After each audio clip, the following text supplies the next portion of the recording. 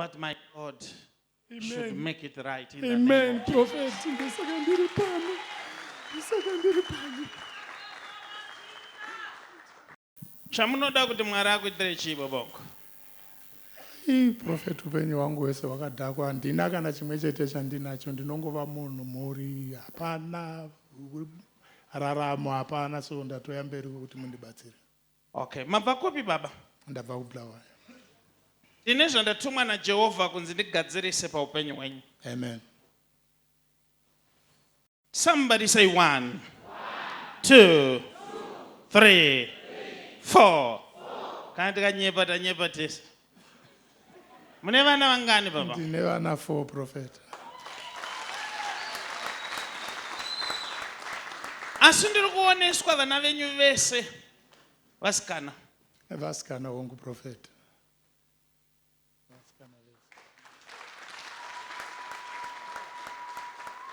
Ko anonzi Sharon ndiani? Anonzi Sharon ndiye firstborn yangu. Now ndiri kuoneswa zvinhu hazvina kumirirai zvakanaka. Nekuti musha wenyu waparara. Musha wakaparara, Prophet. Marriage yaparara. Yakaparara, Prophet. Ndatanga kuoneswa ini rimwe zuva makangoona tsamba yakasiwa yanyorwa nemudzimai. Ichokwadi, Prophet. Ndobva angoti wakaita hako wakambondichengeta. Ndo zvakataura. Kwangu uri kutoenda uko. Ndachibva atoenda. Iwe hauna kuzomboziva reason yekuti akabvirei. Nanhasi hamuizivi. Handizivi. Ndobva ndaoneswa maenda pafoni. Ndokutanga kufonera mumwe musikana mukuru. Oh, amen. Mukati ko chii chiri kuitika? Akapindura raba. Akati ndochengeta mai vangu. Akandiudza kudaro.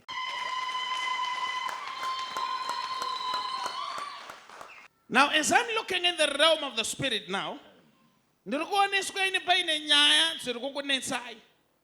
Nekuti munoshaya kuziva kuti why zvichidaro. Wangu, Prophet. Hama hadzikudei. Zvakanyanya, Prophet. Ndingori ndega zaire gondo mukurarama kwangu. Hakuna munhu anomira nemi. Hakuna kana wani. Asi takawanda stereke. Hakuna kana wani, hakana wani zvake. Asi ndiri kuoneswa pavana venyu. Kuno uyo wandiri kuona anokudai. Ari kwari kuSouth Africa. Anonzani? Anonzi Caroline. Caroline. Anokudai. But pane mumwe futi uyu wandiri kuona uyu anonzi Colin. Yeah, Karen ndiye last born ndiye anombondifonerawo mama days. Ko asiri last born anonzani? Anonzi Colin. I don't miss prophets. No matter what. I don't miss. Iwo ndo ungatorasika pati kwete inini hazviite. Now, ndiri kuda kuti iko zvinezvi zvinhu zvikufambirei zvakanaka. Tinotenda, Prophet. Handizive kuti zvakatanga sei. Amen. Nekuti mwana musikana ane grudge nemi. Ari kuti imimi musi wandakasunungukwa maida mwana mukomana. Ndakanzwa achingoisa pachingotaurawo handitozivi kuti akanzwa nani zvakadaro.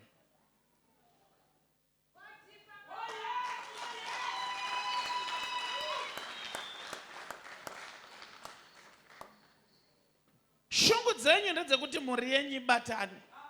Ndo zvikuru. Saka ndakukugadzirirai kuti mhuri yenyu ibatane. Ndinotenda, Prophet. Nezita raJesu. Ndinotambira, Prophet. Nemi wotogadzirisa. But vanhu vari kuti une mushonga mundaraunda we. Zvandatouya kwamuri, Prophet, ndoda kuti mujekese pe. But munogoita mushonga sei ndiri kuoneswa kereke hudu. Maenda kuchechi kupi? Ndaenda kuJohani Marangi. Hakuna munhu anobata mushongano wamaranga azviti.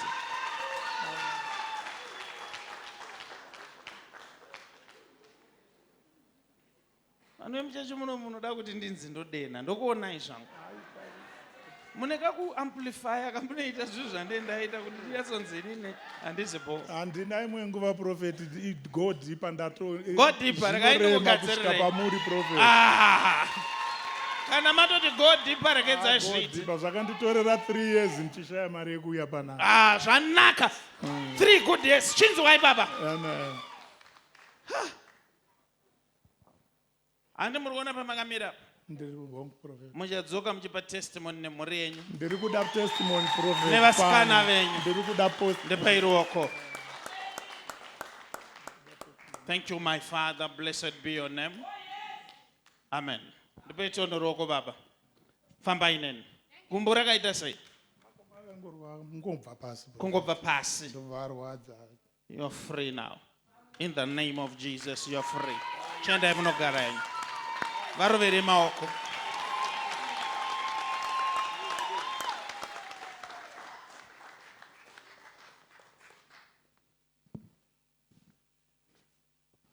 Makandi mkoma. T Freddy makadeo prophet. Kosaenda ngoda kuti mapana upita manyama. Ndiri pano bita prophet. Mune manyama zvezvo. Wona mwanangu. Wakaroora ere? Handisati prophet. Zvandakutaura izvo ungazozvinzwisisa. Asi uchazvinzwisisa kana wazoroora. Hongu. Ndiri kuoneswa ini chiri pamwoyo pako inyaya yemagarisirano anga akaita vabereki vako. Hongu prophet. Nekuti vabereki vako vaigara vachinetsana. Hongu prophet. Kusvikira mai vako vangozoenda. Hongu. Ndiri kunzvimbo inonzi Chitungwiza. Hongu ndoko vanogara prophet. Ndobva vasiyana nababa vako. Hongu prophet. But as I'm looking in the realm of the spirit, ndiri kuoneswa inini zvinhu zvinokuafektai. Amen. Sure. Imi makaberekwa muri vangani? Tivatatu. Vakomana vaviri.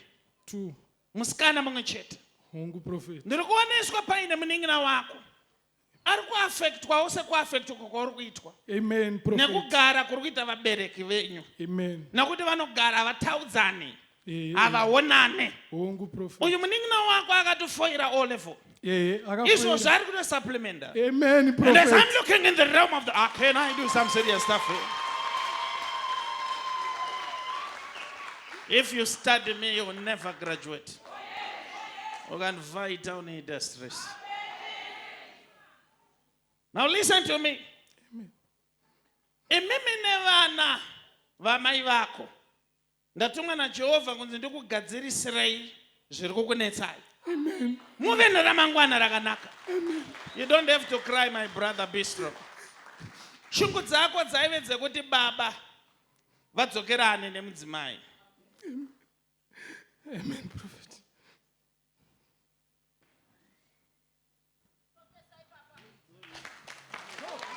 Ndibatsire prophet.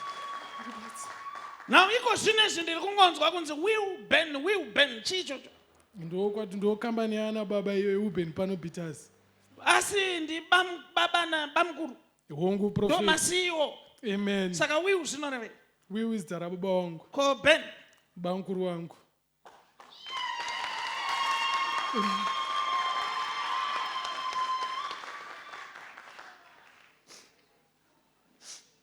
Ndosaka ndakuti hauzozvinzwisisa kusvikira waroora. Amen prophet. Asi dai vabereki dzimwe nguva maiziva kuti madecision amunoita anoafekta vana. Look at him, he's breaking down, yet he's an old man, he's an old boy, he's grown up, yet he's breaking down because of the marriage of the family. I pray for restoration. Amen. May God make things right in the name of Jesus. Amen. Amen.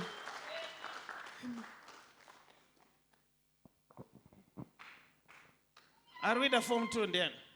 The Priscilla. Ihanzvadzi yako. Hongu prophet. Because of these issues, I see disaster. Amen. But my God should Amen. make it right in the name Amen of prophet. Ndosakandiri pano. Ndosakandiri pano. Thank you, my Father. You are free now. In Jesus' wonderful name. Inanogara pasi.